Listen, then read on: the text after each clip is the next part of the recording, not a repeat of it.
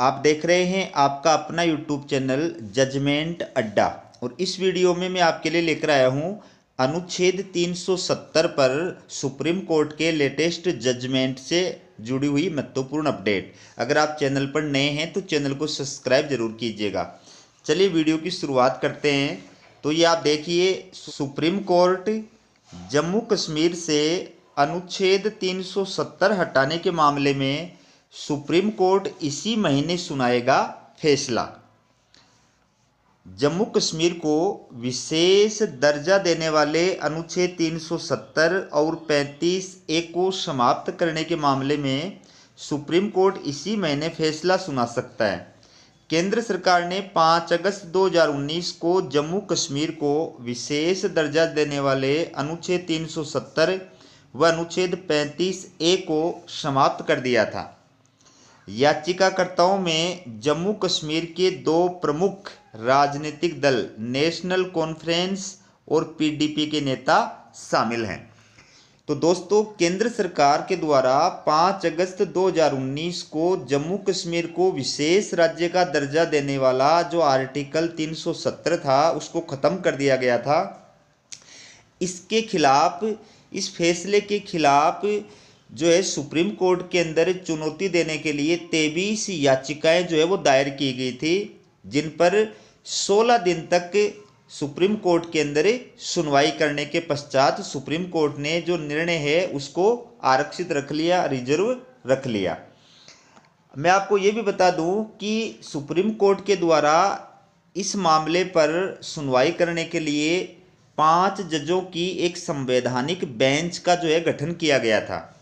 इस 5 जजों की संवैधानिक बेंच के अंदर शामिल जो प्रमुख जज थे वो थे chief justice DY Chandrachud, justice BR Gavai, justice Surya Kant, justice Sanjay Kishan Kaul और जस्टिस संजीव खन्ना। ठीक है, इसके बाद देखिए पूरी न्यूज। जम्मू कश्मीर को विशेष दर्जा देने वाले अनुच्छेद 370 और 35A को समाप्त करने के मामले में सुप्रीम कोर्ट इसी महीने फैसला सुना सकता है। बहुत कुछ उम्मीद है कि मामले में फैसला 15 दिसंबर तक ही आ जाए, क्योंकि इस मामले में सुनवाई करने वाली 5 सदस्यीय पीठ के एक सदस्य न्यायाधीश संजय किशन कौल 25 दिसंबर को सेवानिवृत्त हो रहे हैं। उनकी सेवानिवृत्ति से पहले ही मामले में फैसला आएगा। तारीखों पर निगाह डालें तो 16 और 17 दिसंबर को शनिवार और रविवार है, जबकि 18 दिसंबर से लेकर 1 जनवरी तक सुप्रीम कोर्ट में क्रिसमस और शीतकालीन अवकाश रहेगा। ऐसे में 15 दिसंबर सुप्रीम कोर्ट का इस महीने का आखिरी कार्य दिवस होगा, इसलिए फैसला तब तक आने की उम्मीद है। 5 अगस्त 2019 को समाप्त हुआ था अनुच्छेद 370।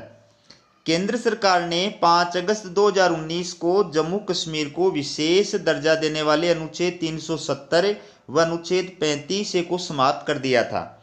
याचिकाकर्ताओं में जम्मू कश्मीर के दो प्रमुख राजनीतिक दल नेशनल कॉन्फ्रेंस और पीडीपी के नेता शामिल हैं।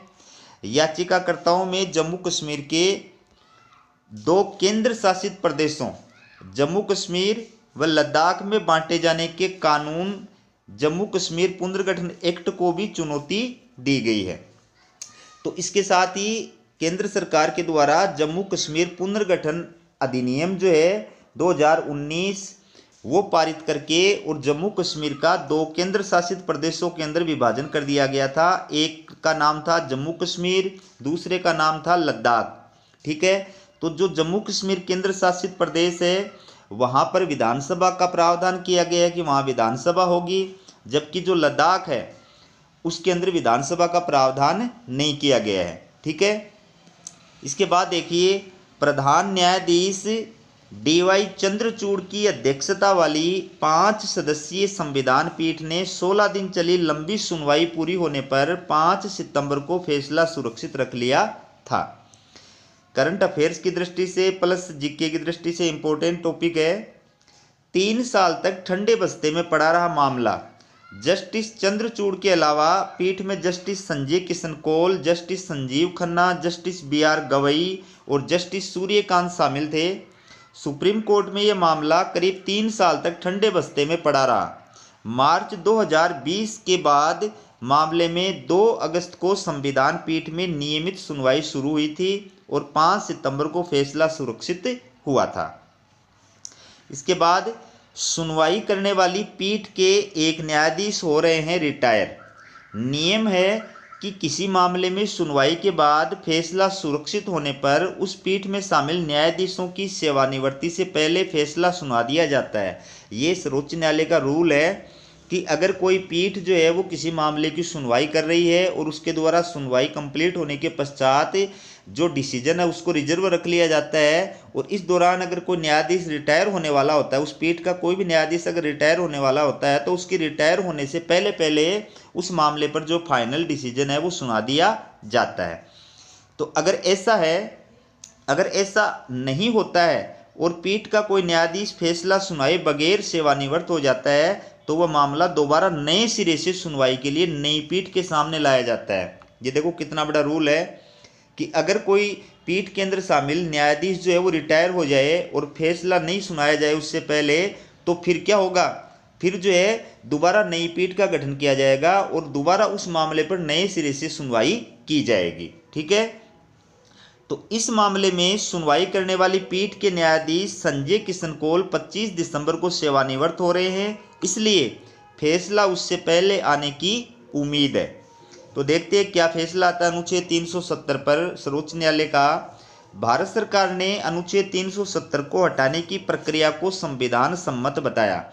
अब केंद्र सरकार का तो ये कहना है कि हमने जो अनुच्छेद 370 हटाया है वो संवैधानिक रूप से सही है, लेकिन सुप्रीम कोर्ट क्या कहेगा वो उसके फाइनल डिसीजन के बाद ही पता चलेगा।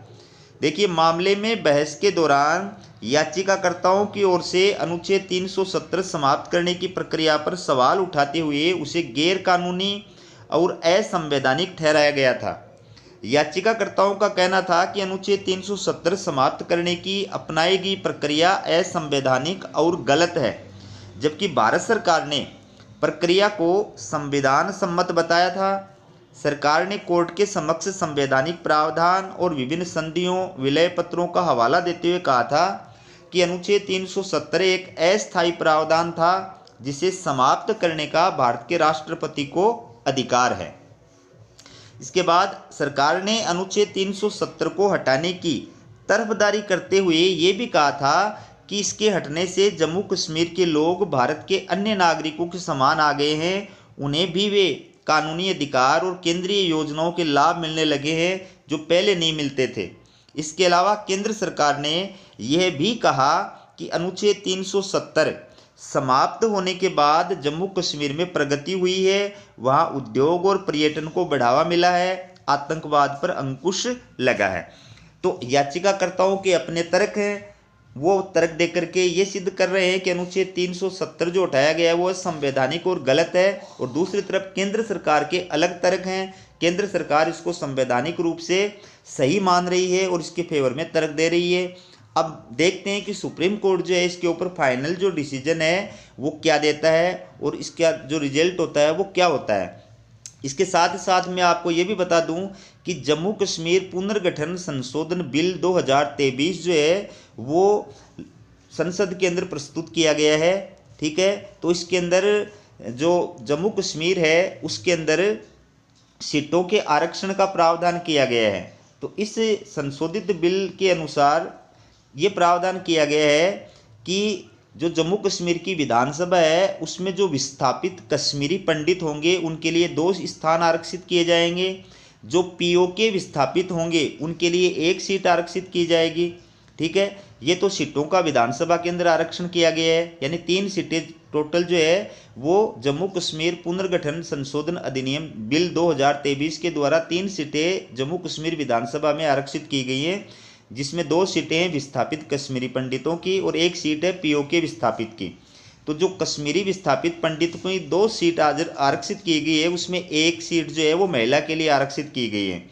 इसके साथ ही साथ में जो सरकारी सेवाएं हैं उन सरकारी सेवाओं के अंदर भी आरक्षण का प्रावधान किया गया है। तो जम्मू कश्मीर के अंदर 7 सीट जो है विधानसभा के अंदर 7 सीट एससी की और 9 सीट एसटी के लिए आरक्षित करने का जो है प्रावधान किया गया है। ठीक है, तो ये थी आपके लिए जम्मू कश्मीर और अनुच्छेद 370 पर सुप्रीम कोर्ट के डिसीजन से जुड़ी लेटेस्ट अपडेट। इसी प्रकार की अपडेट पाने के लिए चैनल को सब्सक्राइब जरूर कीजिएगा। हमारा वीडियो देखने के लिए आप सभी का बहुत बहुत धन्यवाद।